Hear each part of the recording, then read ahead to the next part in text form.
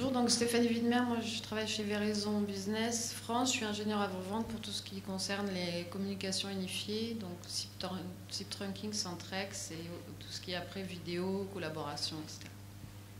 Quelle est la réalité des offres aujourd'hui? Donc nous on a une offre SIP trunking, donc on est en full SIP. De notre côté, on n'a pas du tout d'offre en H323. Comme vous aviez décrit dans l'architecture, donc on a une offre en SIP trunking directement vers un IPBX compatible et certifié dans nos labs, et aussi une offre donc pour tout ce qui est plutôt PABX, voire petit centre d'appel, avec une gateway, enfin une passerelle qu'on installe chez le client.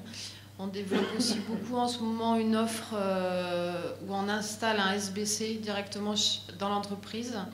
Ce qui permet en fait d'avoir une interopérabilité complète entre le SBC qui sera sur site et le SBC qui est chez nous. Et donc ce qui nous permet pour l'entreprise d'être complètement, de plus avoir besoin de se poser des questions sur ses upgrades de version, sur les équipements qu'elle a derrière le SBC. Plus ou moins? Non, bah plus, enfin non, plus du tout. Il y a plus de questions, savoir si. En fait. Pour la partie opérateur, l'interopérabilité sera entre le SBC qui est dans l'entreprise et le SBC qui est chez nous. Voilà. Et cette partie-là, c'est la responsabilité de qui? Pardon? Cette partie-là, c'est la responsabilité de l'entreprise? Non, ça c'est la responsabilité de l'opérateur. D'accord. Voilà. Alors, il y a une question qui n'est pas là. C'est quel est le périmètre? Quels sont les IPBX que vous avez validés, vous tous? Donc, nous, on a deux modes différents de certification des IPBX. Le premier étant un lab aux US qui, puisque comme vous savez, Verizon Business est principalement une boîte américaine. Donc, un lab aux US qui certifie tous les gros IPBX qui sont utilisés majoritairement aux US. Pour la partie Europe, en fait, les certifications peuvent passer aussi par ces laboratoires, mais on permet aussi à nos clients de certifier en fait eux-mêmes l'IPBX qui est chez eux, sur site.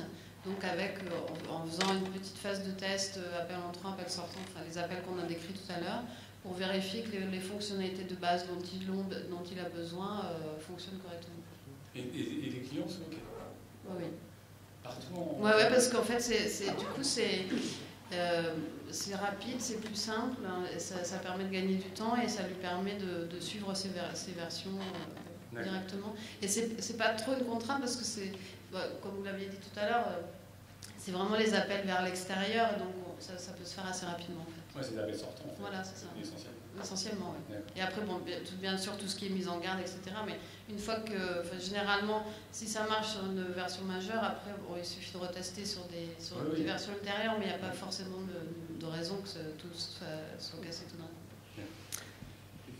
Comment vous tarifez vos offres? Alors, on a donc en évidemment. 2 mots, hein. Oui, bien sûr, il y a la partie réseau, donc la partie accès et KREF sur le réseau. La partie appel simultané et bien sûr la grille de tarification des appels sortants vers le réseau. TDM. Donc vous vendez un nombre de canaux, c'est ça? On vend un nombre de canaux et après les minutes. D'accord. Puis il y a des frais de mise en service, j'imagine? Non, il n'y a pas de frais de mise en service. Ça faut le dire alors. Donc il n'y a pas de frais d'installation et après c'est du mensuel pour les appels simultanés et enfin des frais mensuels et après les frais de minutes. Voilà, c'est tout. D'accord. Chez Verizon, les SDA sont gratuites. Les SDA voix sur IP sont gratuites.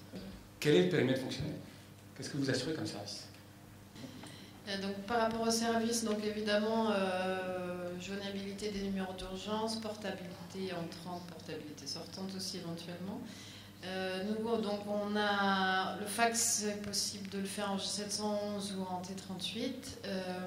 On fournit aussi, depuis très récemment, des codecs haute définition voix et vidéo pour les appels intersites. Bon, bien sûr pas vers le sortant, mais on peut se servir des SIP trunks et faire de la vidéo sur les appels intersites. C'est pour ça que vous appelez ça communication unifiée? Non, parce qu'on a d'autres offres complémentaires. Et vous mettez dans communication unifiée? Oui. Vous mettez le SIP trunk? Oui, on met le SIP trunk dans la communication unifiée. C'est pour ça que je suis là d'ailleurs. Donc comment vous faites? Est-ce que vous engagez lorsqu'il y a par exemple de l'interaction entre un IPBX et un centre de contact, un IPBX et un pont de conférence, est-ce que ça doit être absolument certifié dans le cadre de votre certification? Ou alors, en gros, qu'est-ce que vous faites? Est-ce que vous dites non, on ne supporte pas? Comment ça se passe? Donc, de la même manière, en fait, par rapport aux produits certifiés chez nous.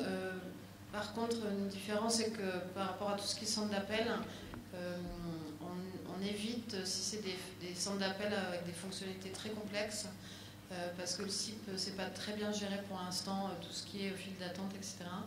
Et CTI surtout. Donc, ce qu'on préconise sur des petits centres d'appel qui ont des fonctionnalités très simples, c'est de mettre une passerelle en fait SIP TDM et qui permet de combler en fait ce besoin et de rattacher le centre d'appel au réseau du client. En fait. D'accord. Donc, dernière question, quelles sont les situations où vous conseillez à vos clients de passer à la collecte IP?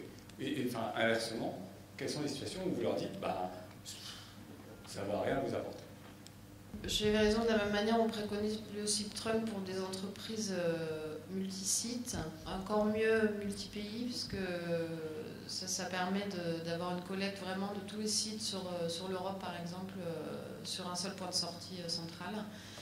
Là où on ne préconise pas le SIP Trunk, c'est évidemment tout ce qui est monosite, sur des architectures qui ont des fonctionnalités compliquées, qui ont besoin de garder les fonctionnalités RNIS, donc de type modem, toujours pour en parler le plus important. Et ensuite, évidemment, il faut étudier le business case, parce que les appels, il y a quand même un frais d'abonnement d'appels simultanés. Et évidemment, si le client actuellement ne paye pas CT2, par exemple, passer un SIP Trunk, ça ne sera pas forcément très intéressant pour lui. Voilà. Ouais. Juste dernière question. Comment vous voyez, encore une fois en toute franchise, ce marché dans les 5 prochaines années? Je pense qu'on a tous à peu près le même avis. Après, je compléterai juste avec tout ce qui est les sujets très importants en ce moment, c'est donc tout ce qui est collaboration et communication unifiée. C'est vrai que tout ce qui est vidéo, visio, salle de téléprésence, c'est en grosse explosion en ce moment. Ce qui n'est pas actuellement possible de le transporter sur des SIP Trunk. Il y a toujours un problème d'interco entre les opérateurs par rapport à ça. Donc moi, je vois quand même une évolution par rapport à l'interconnexion en SIP entre les opérateurs qui permettra justement de faire passer tout ce qui est flux vidéo, visio sur ces systèmes-là. Et ce qui permettra du coup à toutes les grandes entreprises de se parler directement et d'avoir des relations directes entre eux, quel que soit l'opérateur chez lequel ils sont. En fait, c'est le peering dont je vous parlais tout à l'heure. Et en fait, vous en êtes où, vous, d'ailleurs? Vous en êtes où? Alors, la discussion avec OBS? En fait, c'est par rapport à ce qu'on fait chez nous, c'est surtout géré par les constructeurs d'équipements, en fait, de endpoint. Donc Cisco et Polycom, pour ne pas les nommer. Et donc, c'est par rapport à tout ce qui est vidéo, en fait, Cisco et Polycom travaillent sur des projets d'interopérabilité entre les constructeurs. Nous, on travaille beaucoup avec BT pour l'instant BT et d'autres par la suite. Voilà, pour faire des passerelles communes de vision et de vidéo. D'accord. Merci.